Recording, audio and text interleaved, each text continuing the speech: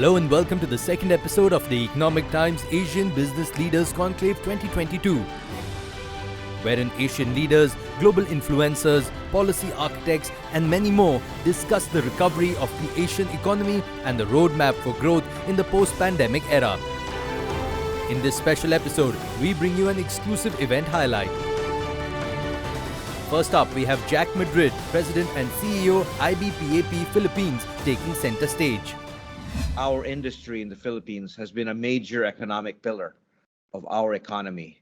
Through the past decades, we have become the biggest job creator. We are a major contributor to our nation-building efforts and have likewise supported the growth of major industries like telecom, property, travel, and hospitality. What do we expect in 2022 and beyond? I think the three trends that are described here say it all. We will continue to expect increased digitization across all our channels and subsectors. We will continue to be challenged on being more adaptable and flexible with more robust business continuity plans as we grow, not just with large physical sites, but through alternative location-independent models such as microsites. And obviously, talent will always be both an opportunity and a challenge to address this growing misalignment in talent demand and supply. So upskilling and reskilling will be as important as ever. We need to be comfortable living in this age of disruption and continue to adapt and build new business models, moving away from fragmented arrangements to the kinds of organizations that have more comprehensive tech first implementation.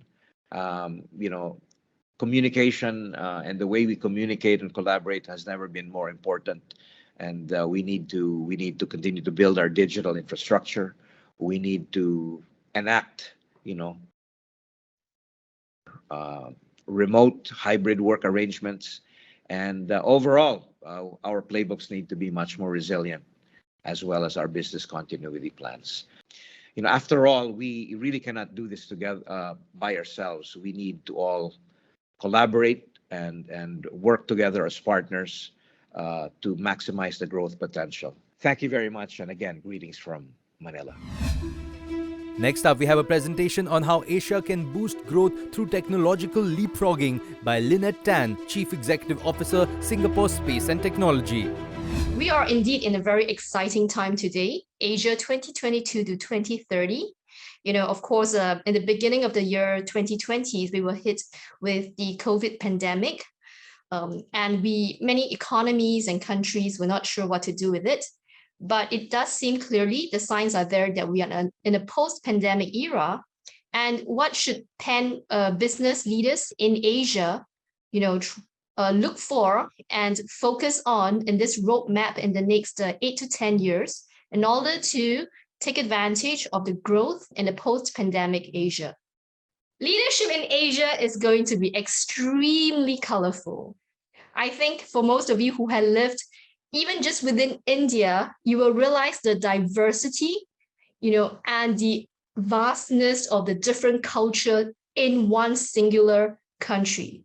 And then we look into Southeast Asia and we look into supporting Asian economies.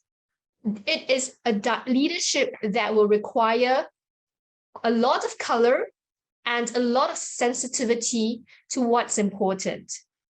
But it is a place that we cannot ignore. It is a place that is poised for substantial growth. It is a place that we can take concrete actions to change the world, to encourage prosperity, and to make it equitable, and to secure our future. There are three important trends. I think these are genuine game changers, and it will take us through the next decade and decades to come in order to have a vibrant, robust, sustainable Asia for us to live in and for us to operate in. For leaders in this post-pandemic era, there would be a few things to look into. One is in sustainability.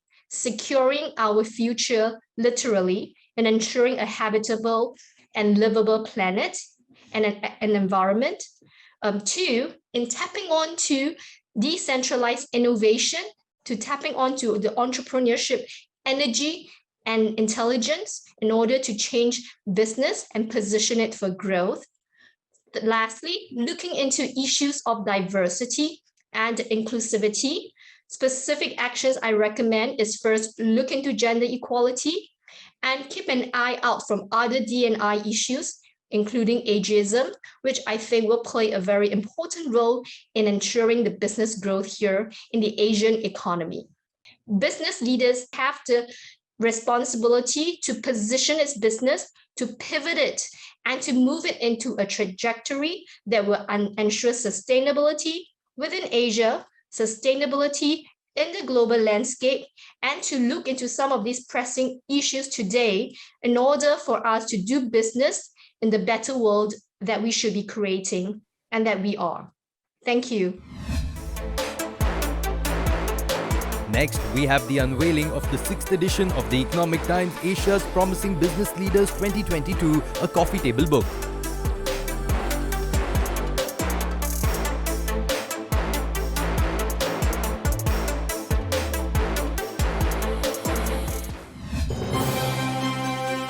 Ladies and gentlemen, on that note, let's firstly begin with Asia's Inspiring Business Leaders 2021-2022.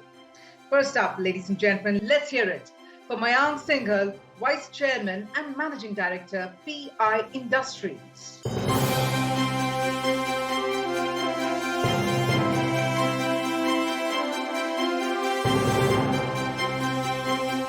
let's quickly move on to announcing the next name that's being felicitated. Sanjay Kaul, Managing Director and Director Manufacturing, Timken, India.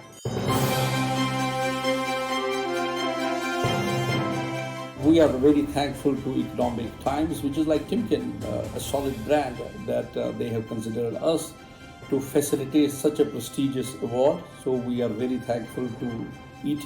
Let's also hear it for the next name that's being felicitated. Sindhu Gangadharan, Senior Vice President and Managing Director, SAP Labs India, Head SAP User Enablement, SAP Labs India.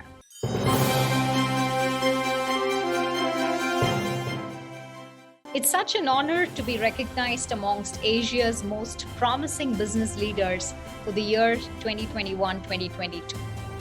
I'm deeply humbled to receive this recognition and would like to express my sincere gratitude to the Economic Times Group. This is indeed a great recognition for the work we've been doing at SAP for India and the overall Asia region. Ladies and gentlemen, let's now hear it for Akshali Shah, Senior Vice President of Strategy, Sales and Marketing at Parag Milk Foods.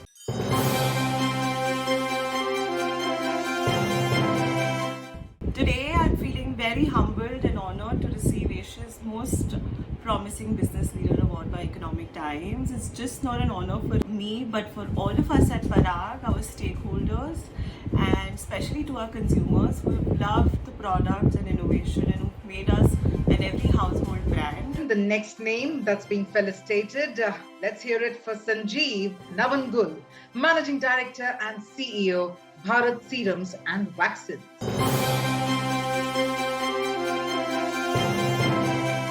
Thank you, Economic Times, for honoring me by naming me amongst the most promising leaders of Asia.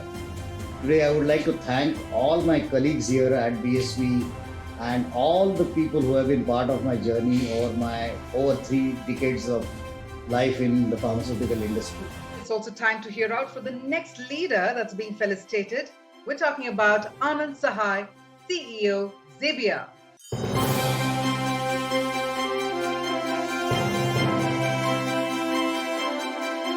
It's time to felicitate the next name, Anuj Bhairathi, CEO, Sai Future.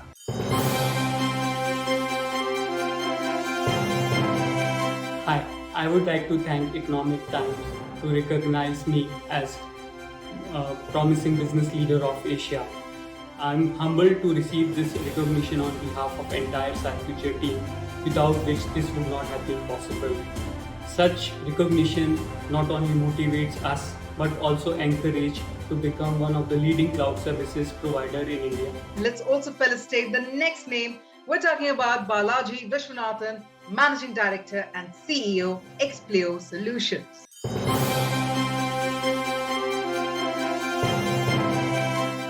I would like to thank Economic Times for recognizing me for the second year as Asia's promising business leader.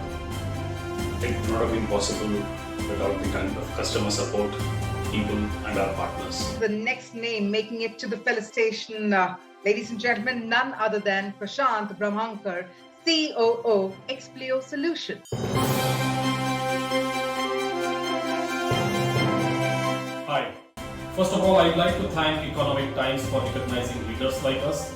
I think it is a great forum and a platform to recognize the efforts we have been taking for the businesses in India. Thank you very much. Ladies and gentlemen, let's hear it for Sandeep Agarwal, founder and CEO, Drew. Thank you, Economic Times, for the recognition. It's very, very encouraging. As an entrepreneur, I have been putting my effort building companies which promise to disrupt large industries, and recognition like this is very, very encouraging. The next promising name, ladies and gentlemen, Surajit Roy, Managing Director and CEO, IDBI in Tech.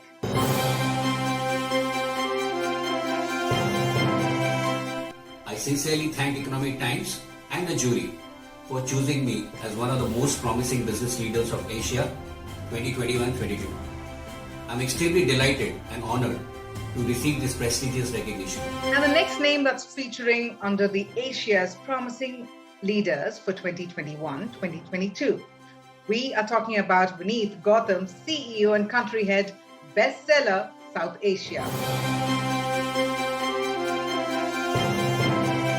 I'm honored to be recognized as one of the most promising business leaders of Asia in 2022 by The Economic Times. My team has been my biggest strength, especially during the past couple of years. So this is a win for all. And finally, ladies and gentlemen, the next name to be felicitated this evening is Subodh Gupta, Chairman and Managing Director, Microtech International.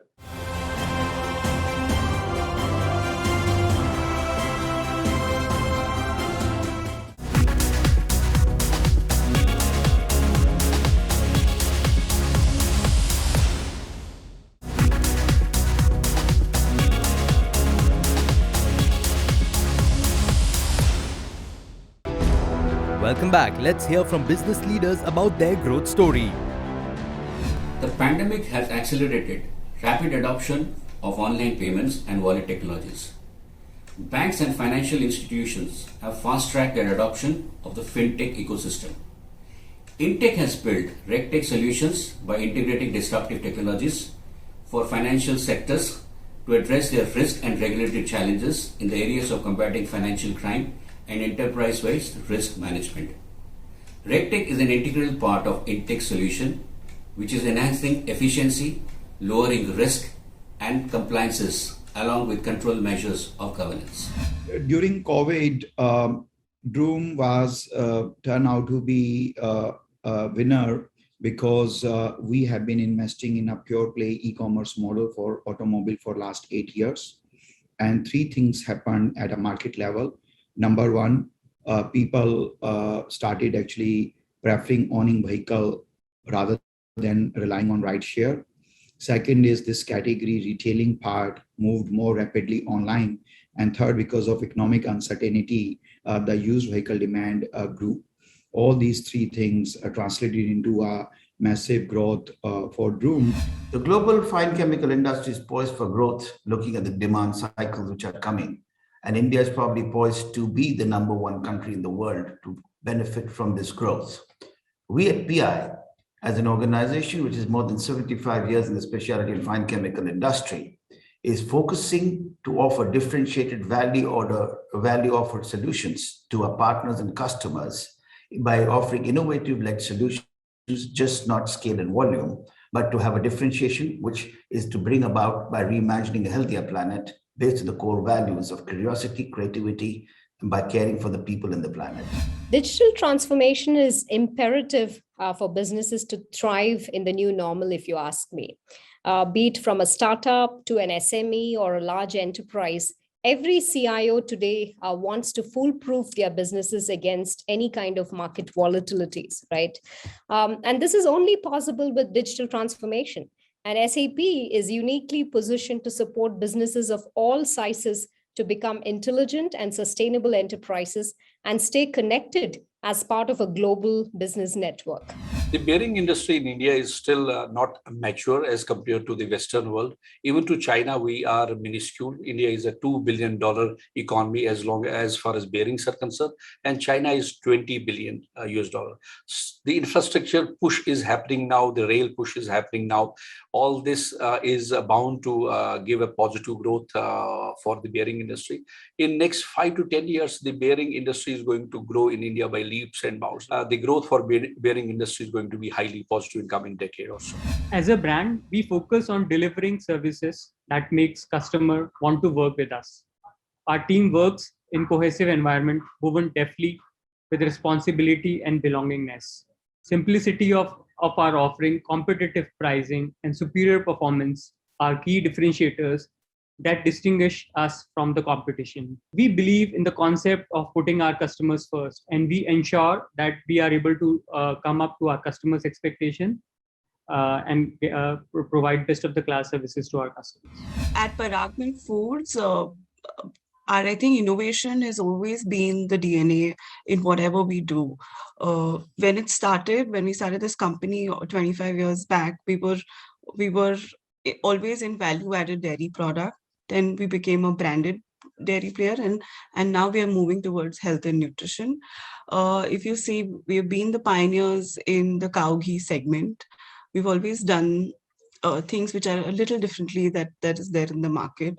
Goat cheese is known for innovative cheeses, so we launched functional cheese like which are more ready to use, like your Mexican cheese or cheese for Italian cheese for your pastas and pizzas.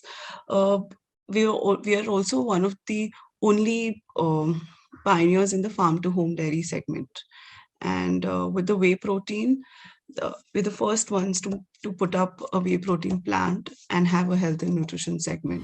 The technology has developed leaps and bounds all over the world. Companies are striving and competing with each other.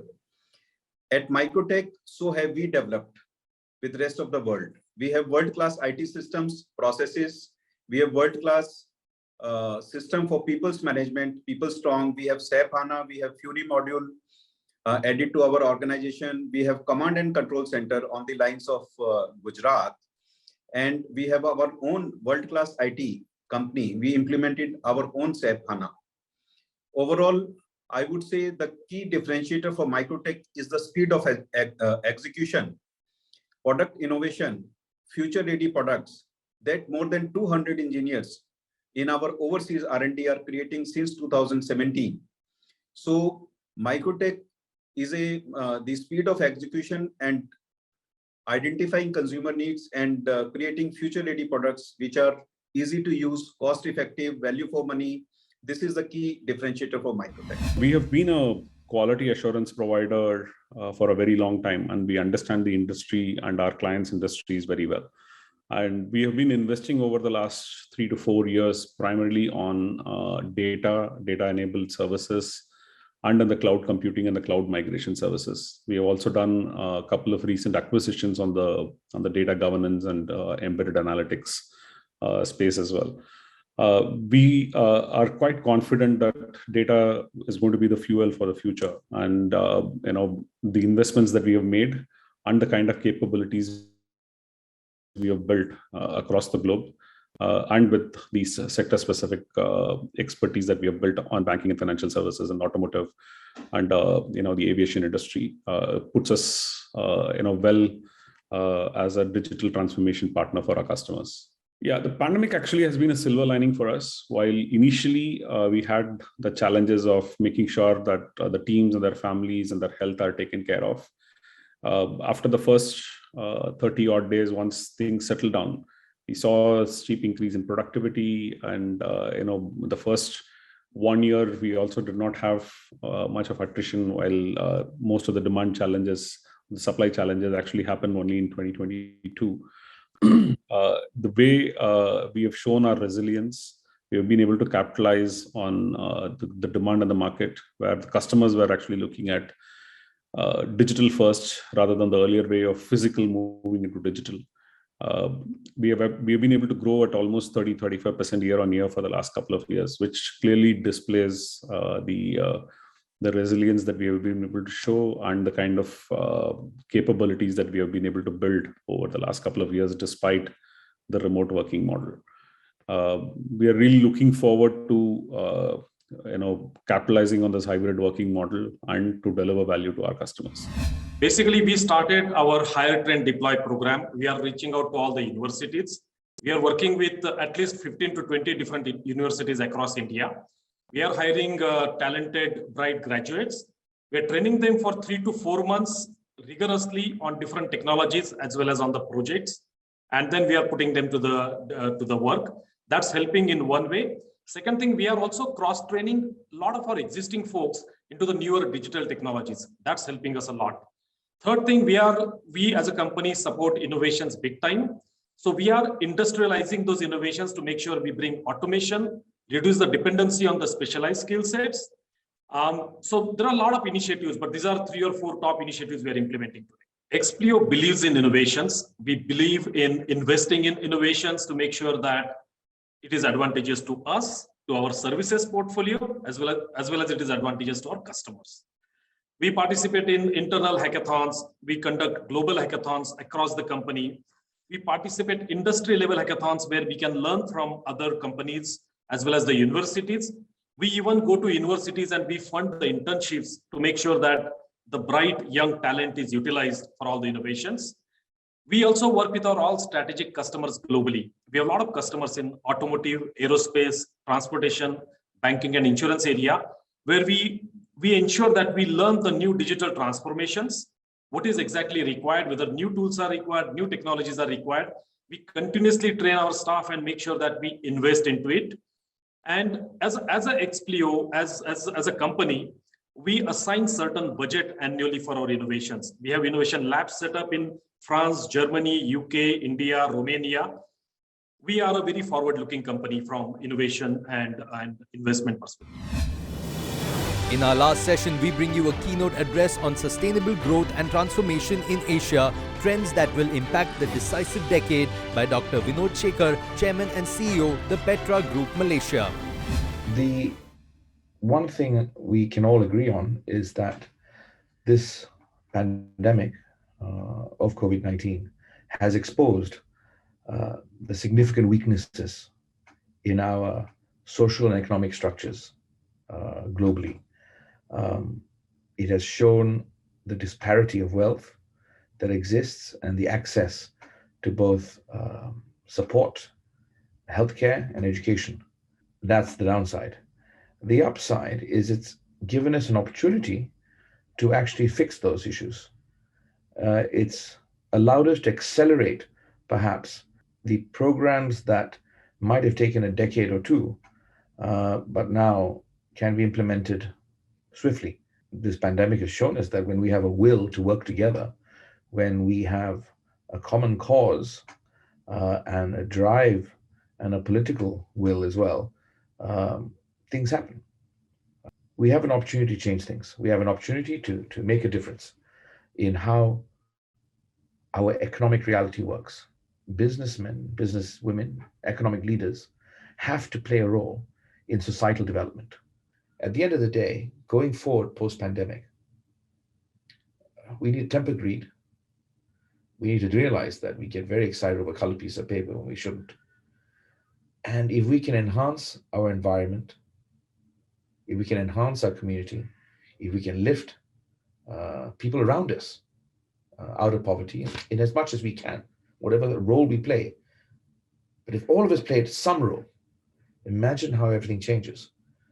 Imagine how much richer we as economic leaders can get, wealthier, because everyone around us is wealthier and everything grows.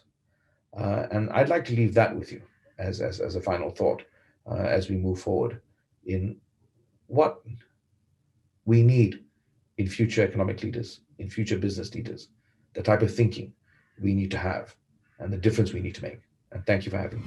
On that beautiful note and on that inspiring note, we do come to the end of the felicitations and the program. With that, ladies and gentlemen, I'd also like to take the opportunity to also thank our fabulous set of speakers for having joined us at the conclave to share their valuable thoughts. And I'd also like to thank you all, our members of the audience, for joining us to be a part of this very important dialogue right over here at the 6th edition of the Asian Business Leadership Conclave. Thank you so much. Take